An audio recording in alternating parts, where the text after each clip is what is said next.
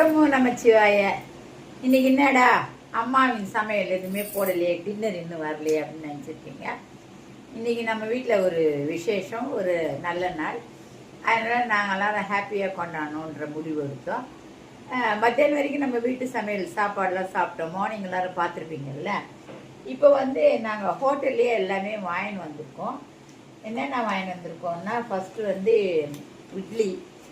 இட்லி வாங்கின்னு வந்திருக்கோம். அதுக்கப்புறம் அது பத்தாது இல்லை, அதனால் இட்லி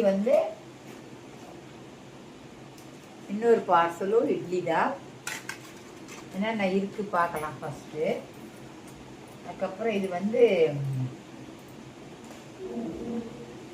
வெஜிடபிள்ஸு அதெல்லாம் போட்டு அந்த பரோட்டாவில் இதெல்லாம் போடுவாங்கள்ல, ஸ்டஃப் எல்லாம், அந்த மாதிரி ஒரு ஐட்டம். அப்புறம் பார்த்திங்கன்னா இது வெண்பொங்கல் மாதிரி இருக்குது. வெண்பொங்கல் தான். எப்படி இருக்குன்னா வெரி டேஸ்டி, நல்லா இருக்குது. அதுக்கப்புறம் ஆஸ் யூஷுவல் நம்ம ஹோட்டலில் என்ன தருவாங்க, சட்னி, அதுக்கப்புறம் சாம்பார் கொடுத்துருக்காங்க.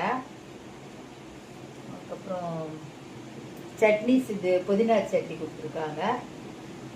அப்புறம் கார சட்னி கொடுத்துருக்காங்க.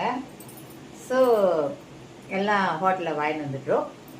இன்றைக்கி நம்மளுக்கு எனக்கு கிச்சன் ஒர்க்கு லீவு, அதனால் இதை வாங்கிட்டு வந்தெல்லாம் சாப்பிட்லாம்.